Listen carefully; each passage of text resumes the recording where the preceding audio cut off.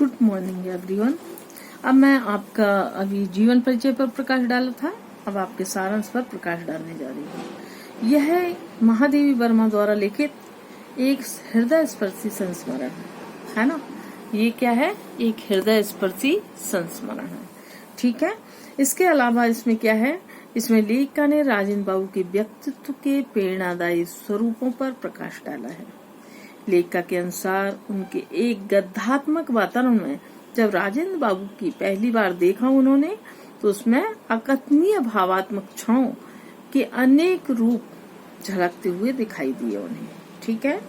उस समय वह प्रयाग में बीए की छात्रा थी। शीतकाल में उसने अपने घर पर जब भागलपुर जाते समय अपने भाई से मिलने की प्रतीक्षा में पटना स्टेशन पर जब वो थी, उस समय राजेंद्र बाबू को उन्होंने देखा। उनका व्यक्तित्व बड़ा सहज था। वो मतलब ऐसे सीधे साधे व्यक्ति थे, ऐसा लग नहीं रहा था उनको देखकर। उनकी वेशभूषा बिल्कुल देहाती थी। उन्हें देखकर लगता था मानो वे किसी हड़बड़ी में चलते हुए अपने कपड़े पहने हों उन्होंने। उनकी मुखाकृति को देखकर ऐसा लगता था जैसे पहले भी उन्हें कहीं देखा है। उनके शरीर के सारे गठन में एक साधारण भारतीय आकृति थी, मतलब एक साधारण व्यक्ति जैसा होता है वैसे ही था उनका रहन सहन, इतने बड़े पद पर होते हुए भी, है ना। इसी प्रकार उनकी प्रतिभा, बुद्धि, स्वभाव, रहन सहन भी थी, मतलब सब एक सही था, असाधारण। कुल मिलाकर वे भारतीय होने का ही प्रतिनिधित्व करते थे। उनकी अस्त व्यवस्था जवाहरलाल नेहरू जी की अस्त व्यवस्था से अलग थी। जवाहरलाल जी की अस्त व्यवस्था भी व्यवस्था से निर्मित होती थी, मतलब जब जवाहरलाल नेहरू अस्त व्यस्त रहते थे तो भी वो उनकी व्यवस्थित दिखाई देते थे, लेकिन राजेंद्र बाबू की व्यवस्था जो है अस्त व्यवस्था की पर्याय थी। उनकी वेशभूषा की अस्त व्यवस्था को ठीक करने के लिए उनके निजी सचिव और सहचर भाई चक्रधर का योगदान सराहनीय रहा। उन्होंने वर्षों तक राजेंद्र बाबू के पुराने कपड़े से अपने आप को प्रसादित कर कृतार्थता का अनुभव किया था। इस प्रकार के गुरु शिष्य या स्वामी सेवक आज सचमुच में दुर्लभ है। इस तरह से मिलना बहुत मुश्किल है, ठीक है। अब आगे लेखिका का कहना क्या है कि आगे लेखिका कहती है कि राजेंद्र बाबू के संपर्क में आने का अवसर उन्हें कब मिला? 1937 में। उस समय वे कांग्रेस के अध्यक्ष थे और प्रयाग महिला विद्यापीठ महाविद्यालय के भवन का शिलान्यास करने प्रयाग आए थे। उन्होंने उसे बताया कि उनकी 15-16 पोत्रियां हैं, उनकी पढ़ाई की व्यवस्था नहीं हो पाई है। यदि वह उन्हें अपने छात्रावास में रखकर विद्यापीठ की परीक्षाएं दिला सके तो वे बहुत शिक्षित हो सकेंगी। इसे उन्होंने क्या किया? सहर्ष स्वीकार कर लिया, उन्हें अपने संरक्षण में रख लिया। उसी समय राजेंद्र बाबू की धर्म पत्नी से भी परिचय प्राप्त हुआ उनका।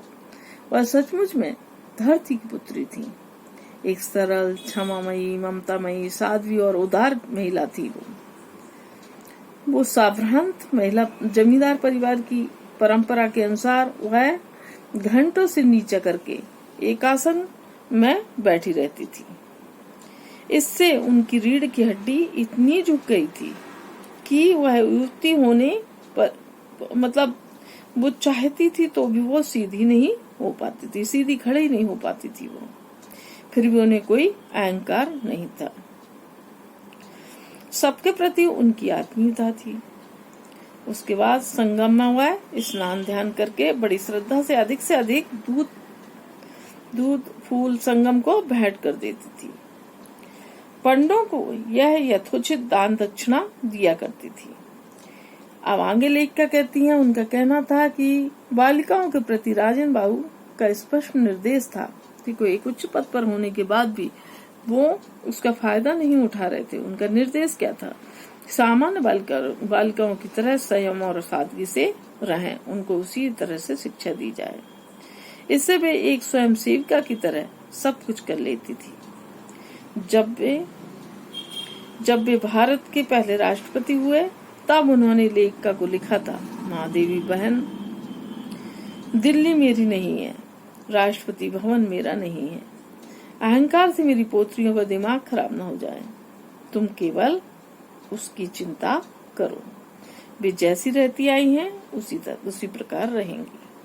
कर्तव्य विलास नहीं, कर्मनिष्ठा है। उन्होंने देखा कितना अच्छा सेंटेंस बोला कि कर्तव्य विलास नहीं, कर्मनिष्ठा है।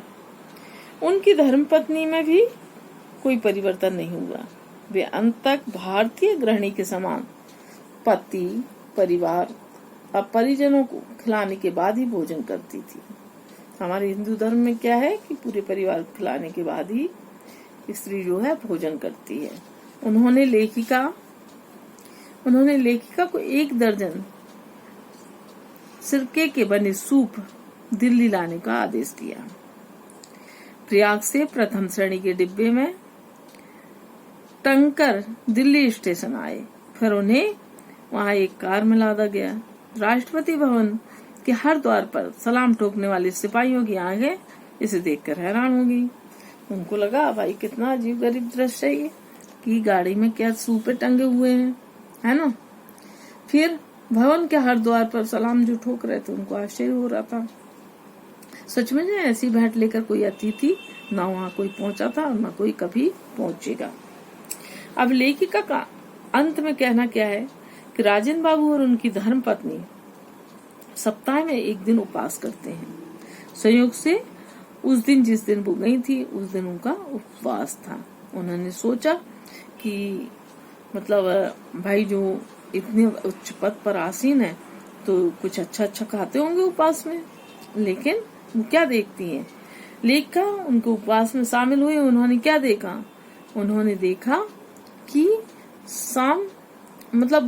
जिस शाम वो पारायण कर रहे थे अपने, तो क्या खा रहे थे, उबले आलू खा रहे थे। राजेंद्र बाबू जो हैं जब अपने उपवास का पारायण कर रहे थे तो उन्होंने उबले आलू खाकर किया।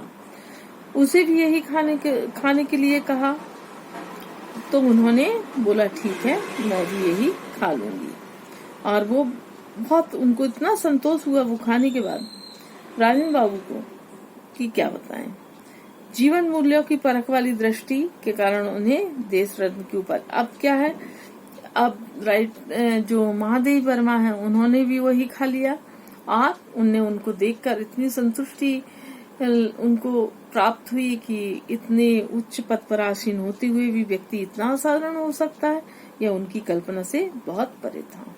ठीक है, अब उन्हें जीवन मूल्यों की बहुत परख थी। इसी दृष्टि के कारण उन्हें देश रत्न की उपाधि भी प्राप्त हुई।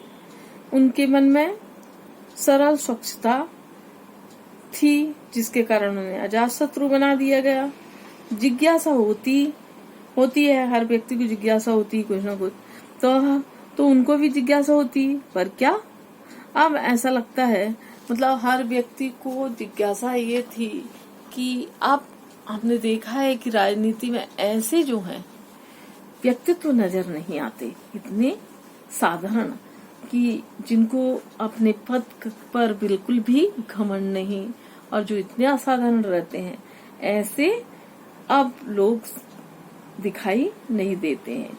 तो राइटर ने, तो महादेवी वर्मा ने क्या कहा है, उनका कहना है कि वह सांचा टूट गया है जिसमें ऐसे कठिन कोमल चरित्र बनते थे।